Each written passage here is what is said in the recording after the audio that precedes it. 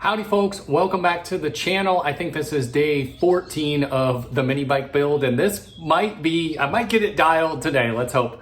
If you watched the last episode, you remember I had a problem with the chain. I did manage to get the new chain on, but I did that off camera, so sorry I don't have footage of that, but I'll show it to you in a second. Also, I was complaining about the carburetor, and then I had the head gasket that I didn't get around to replacing. So let's try to replace the carburetor and the head gasket today. This might be a two-part video because it's gonna be like 107 degrees today, so. Okay, so here you can see the new chain is on the bike. It's looking good. And I just had to get a new chain breaker, which I've got over here, and I just got two of them. This is the 35, this is the 40/41, which also does 420.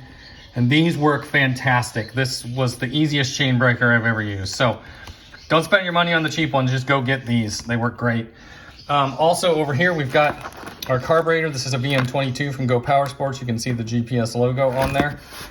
This is a new spark plug in case we need it. I might just change that anyway. And of course, a new air filter because this is a different size on the VM than it is on the PZ. Also, here is my head gasket, which we talked about last time. Let's get busy.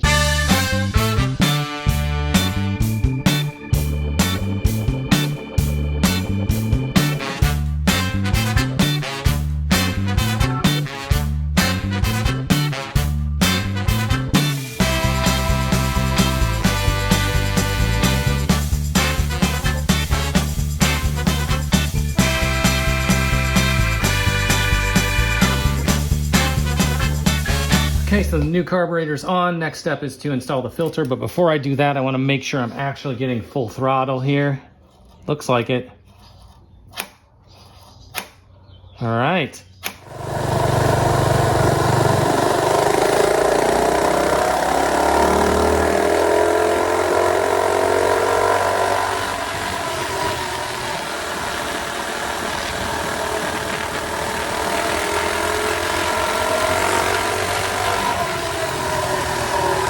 Okay, so I took her for a spin, and it definitely feels like there's more carburation, but it feels like it's running a little lean to me. And I'm noticing some, little bit of black smoke coming off the line. So I'm gonna check the jet here. Drop the bowl already. Let's check the jet. So this came with a 130 jet. I ordered a couple extra jets with it. What did I order? A 125 and a 135. So, hey, let's try the 125. All right, let's put that into our emulsion tube here and then back into the carburetor.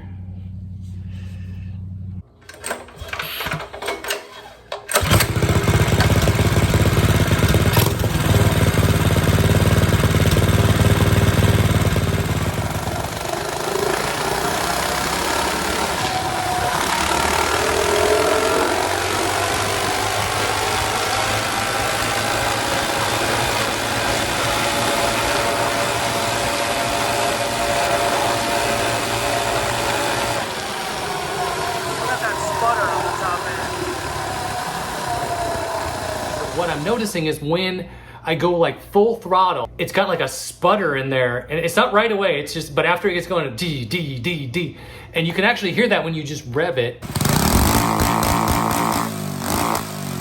It came with a 130 main and a 35 pilot.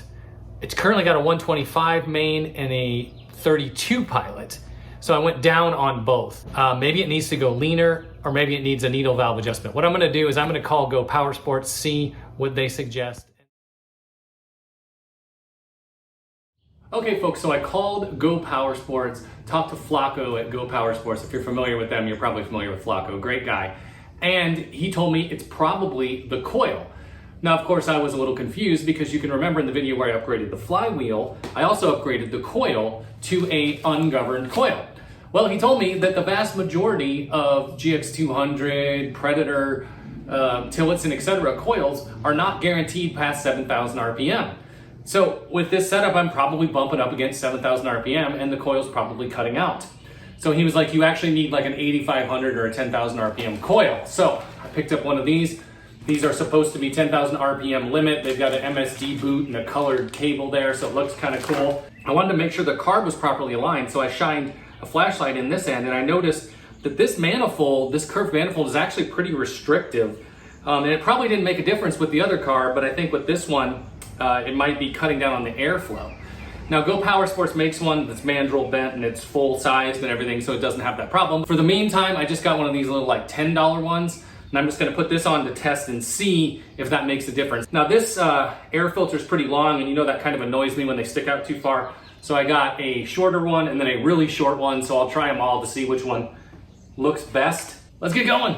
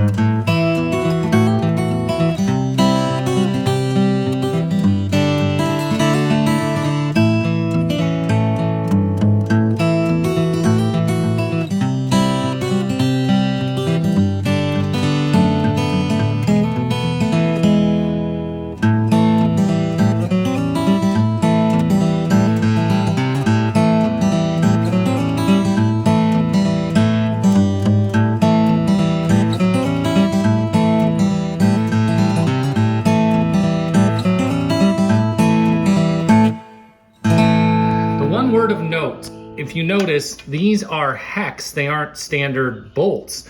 And they have to be because there's virtually no clearance, if you can see there, between the stud and the manifold. So you have to use something that's a thinner bolt.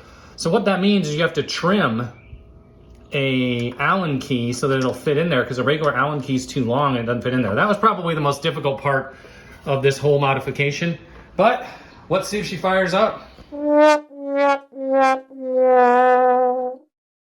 Okay, folks, I will spare you all the drama, but what happened is, put it back together, as I suspected, it was running lean, came back, jetted it back, went up on both, but up on the pilot and the main, and it still wasn't running right. Now I went up another jet size, so I've got a 40 main and a 140 main and a 40 pilot in there now. Hopefully this is the magic combination. Let's give it a shot. Okay, here we go.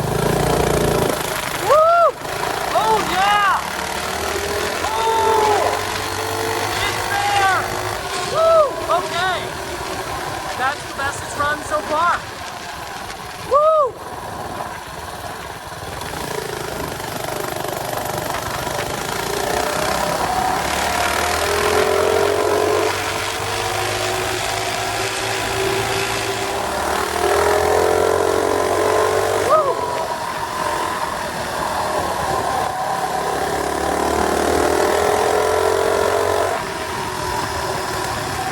Okay, we've got smoother acceleration throughout, but we start at quarter throttle and go up to half throttle. We start at 3/4 throttle and go to full throttle. It's just smoother. Woo!